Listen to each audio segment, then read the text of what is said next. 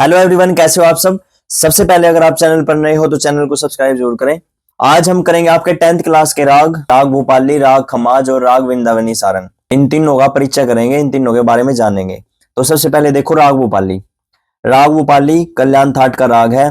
जाति इसकी ओडव ओडव है। जाति ओडव ओडव क्यों है इसकी? क्योंकि इसके आरोह में भी 5 स्वरों का प्रयोग होता है और अवरोह में भी 5 स्वरों का प्रयोग होता है, इसलिए इसकी जाति ओडव ओडव है। ओके, इसमें सभी स्वर शुद्ध प्रयोग होते हैं। वादी संवादी क्या है इसके? गा और धा।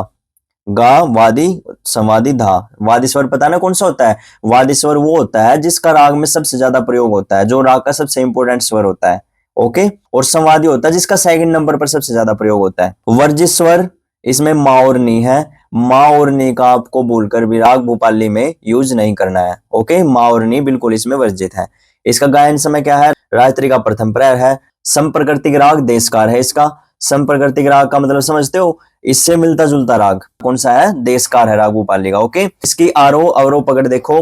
सारे गापा धासा सिंपल है, सारे गापा धासा। अवरोह भी सिंपल है, साधा पागा रेसा। मा और नी का प्रयोग नहीं होगा इसमें।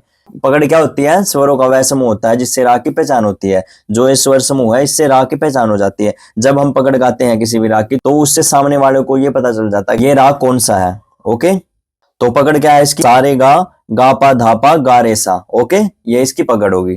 आगे देखो इसकी विशेषताएं। यह राग सरल एवं मधुर है। यह पूर्वांग प्रधान राग है। पूर्वांग प्रधान राग क्यों है? ये देखो, ये स्वर है आपके।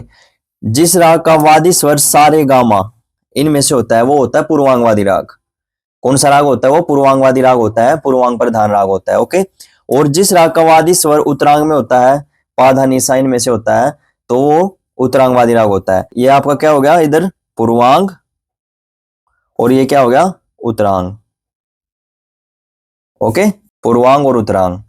तो वादी स्वर इनमें से है तो वो पूर्वांगवादी राग, अगर वादी स्वर इनमें से है तो उत्तरांगवादी राग। तो भूपाली राग का वादी स्वर गा है तो ये पूर्वांगवादी राग हो गया, पूर्वांग प्रधान राग होगा। ओके, इसका विस्तार अधिकतर मध्य एवं मंदर सप्तक में होता है। इसे कर्नाटक संगीत में राग मोहन कहा जाता है। इस राग का रस भक्ति और शांति का है।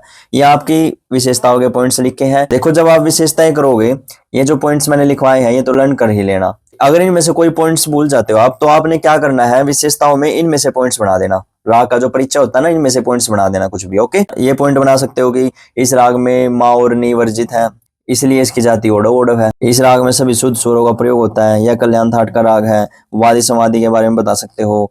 ये संप्रकृतिक राग के बारे में बता सकते हो। तो इनमें से एक दो पॉइंट आप बना सकते हो। ओके, अगर इनमें से कोई पॉइंट भूल जाते हो आप तो परिचय में से लिख सकते हो। ये आपका राग भूपाली का परिचय था। ओके, नेक्स्ट है आपका राग खमाज। देखो, खमाज राग ऐसा है जो अपनी थाट का आश्रय राग है। देखो, भातखंडे जी ने 10 थाट दी हैं, उन 10 की 10 थाटों का नाम आपको पता ही होगा। तो 10 की 10 जो थाट है उनके नाम से जो राग है, जैसे बिलावल के नाम से बिलावल राग है, खमाज के नाम से खमाज राग है, काफी के नाम से काफी राग है, आसावरी के नाम से आसावरी राग है, जैसे भैरव थाट है और भैरवी राग है। तो इस तरीके से अपनी थाट के नाम से ही जो राग होता है वो आश्रय राग होता है। तो आपके सिलेबस में तीनों में से कौन सा राग आश्रय राग है? अगर पॉइंट आ जाए तो एमसीक्यू में खमाज राग ऐसा है जो आश्रय राग है। खमाज थाट का है, अपने ही थाट का है राग ही। देखो, थाट का नाम भी खमाज, राग का नाम भी खमाज। ओके, जाति इसकी साडो संपूर्ण है। जाति साडो संपूर्ण क्यों है? क्योंकि इसके आरोह में रे स्वर वर्जित है, इसलिए इसकी जाति साडो संपूर्ण। जाति का पता होगा ना, अगर 6 स्वर है तो षाडव, 5 स्वर है तो ओडव, 7 स्वर है तो संपूर्ण। इस तरीके से होती है। इसमें दोनों निषादों का प्रयोग होता है, दोनों नी प्रयोग होते हैं इसमें, और बाकी स्वर शुद्ध प्रयोग होते हैं। ओके, वादी स्वर संवादी गा और नी है इसके। वादी संवादी के बारे में मैं बता चुका हूँ। वादी स्वर का सबसे ज्यादा प्रयोग होता है राग में, संवादी सेकंड नंबर पर प्रयोग होता है। गा और नी इसके वादी संवादी हो गए। ओके, वर्जित स्वर बता दिया मैंने, आरोह में रे है। गायन समय रात का दूसरा प्रहर है इसका। संप्रकृतिक राग तिलंग है। आरोह अवरोह पकड़ देखो, सागा मापा धानिसा, सानी धापा मागा रेसा। सिंपल है बिल्कुल, सागा मापा धानिसा और सानी धापा मागा रेसा। तो इसमें देखो, आरोह में तो शुद्ध नी का प्रयोग होता है और अवरोह में कोमल नी का प्रयोग होता है। इस बात का ध्यान रखना है आपने। आरोह में शुद्ध नी और अवरोह में कोमल नी। पकड़ देखो इसकी, नी धा मापा धा मागा, इसकी पकड़ हो गई। ओके, विशेषताएं देखो आगे इसकी। यह राग खमाज थाट का आश्रय राग है, जो मैं बता चुका हूं। देखो, अपनी थाट का आश्रय राग है। इसमें आरोह में शुद्ध नी और अवरोह में कोमल नी का प्रयोग होता है, ये बात भी मैं बता चुका हूं। इसके अवरोह में धा से अधिकतर मा पर आते हैं। देखो, इस राग में अवरोह में धा जब धा स्वर पर होते हैं हम और उससे फिर नीचे जा रहे होते हैं, जैसे धा पा मा गा रे सा, इस तरीके से जाते हैं ना अवरों में, तो इस तरीके से इसमें क्या होता है, धा से अधिकतर मा पर आते हैं। इस तरीके से प्रयोग करना है, पहले मा लिया और फिर पा लिया, सा नी धा मा पा धा मा गा रे सा, इस तरीके से लेते हैं। धा से मा पर आते हैं अधिकतर, इसमें पा पर नहीं जाते। ओके, यह चंचल प्रकृति का राग है। आगे इसमें द्रुत ख्याल, ठुमरी और टप्पा गाया जाता है। ये गायकी के प्रकार हैं, ठुमरी और टप्पा और द्रुत ख्याल तो आपको पता ही है, छोटा ख्याल होता है जो, तो ये गाए जाते हैं इस राग में। ये आपकी विशेषताओं के पॉइंट्स हैं। ये आपका राग खमाज हो गया। नेक्स्ट राग है आपका वृंदावनी सारंग। देखो वृंदावनी सारंग काफी थाट का राग है। जाति इसकी ओडव ओडव है। इसकी जाति ओडव ओडव क्यों है? क्योंकि इसके आरोह में भी 5 स्वरों का प्रयोग होता है और अवरोह में भी 5 स्वरों का प्रयोग होता है। ये देखो इसमें वर्जित स्वर गा और धा, गा और धा बिल्कुल वर्जित है इसमें, तो 2 स्वर जब वर्जित हो जाएंगे तो ओडव ओडव जाति हो जाएगी।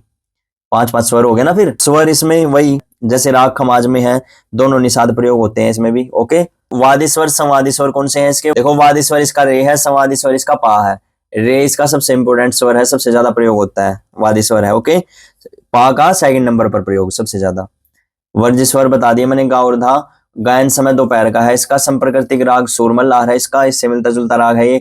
आरो ओरो पकड़ देखो, नीसा रे मा पा निसा, इसमें गा और धा बिल्कुल वर्जित है, तो नी से आरो उठा इसकी मंदर सप्तक के नी से, नी सा रे, अब गा नहीं लिया क्योंकि गा इसमें वर्जित है। नी सा रे मा लिया, फिर पा, पा के बाद क्या आता है धा, बट धा इसमें वर्जित है। फिर क्या लिया हमने, नी और फिर सा, क्या बन गया, नी सा रे मा पा नी सा, सा नी पा मारे सा, ये अब होगी। पकड़ क्या है इसकी, नी सा रे मारे पा मारे नी सा, ये इसकी पकड़ हो गई। आगे विशेषताओं के पॉइंट्स देखो, इसमें वही सेम बात है। आरोह में शुद्ध नी का प्रयोग होता है और अवरोह में कोमल नी का प्रयोग होता है, कोमल निषाद। ओके, इस राग में सामान्य परिवर्तन करके अनेक राग बनाए गए हैं, जैसे सूत सारंग, मधमाद सारंग, ये एग्जाम्पल है।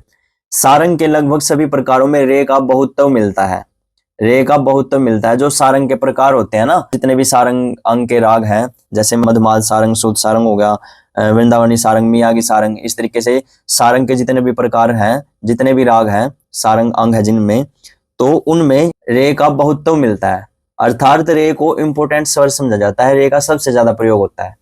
नेक्स्ट पॉइंट है, इस राग में बड़ा ख्याल, छोटा ख्याल और तराना आदि गाए जाते हैं। ये इसके विशेषताओं के पॉइंट्स हो गए, और बाकी मैंने बता ही दिया आपको। अगर आपको एक्स्ट्रा पॉइंट्स लिखने हैं, कोई इनमें से भी पॉइंट्स भूल जाते हो आप, तो इसमें से आप बनाकर लिख सकते हो। ठीक है, एक पॉइंट तो आप हर राग में लिख सकते हो, वादी स्वर देखकर। वादी स्वर पूर्वांग में है तो यह पूर्वांगवादी राग है, ऐसा भी लिख सकते हो। अगर उत्तरांग में है तो यह उत्तरांगवादी राग है। तो मैंने आपको राग भूपाली, राग खमाज, राग वृंदावनी सारंग, आपके सिलेबस के 3 रागों के परीक्षा मैंने करवाया आपको, इनको अच्छे से कर लेना। अगर राग के परिचय आपको पता होंगे तभी आप विलंबित ख्याल, द्रुत ख्याल, आलाप, तान, अलंकार ये सब कर पाओगे, इनमें हेल्प मिलेगी आपको। अगर राग का आपको परिचय पता है, राग के रूल्स पता है, राग के स्वर पता है तो ओके। तो मैंने आपको 3 रागों का परिचय करवाया, उम्मीद है आपको समझ में आ गए होंगे। अगर फिर भी कोई डाउट रहता है आपको तो आप कमेंट करके पूछ सकते हो। वीडियो अच्छी लगे तो लाइक, शेयर और कमेंट जरूर करना। Okay, thank you.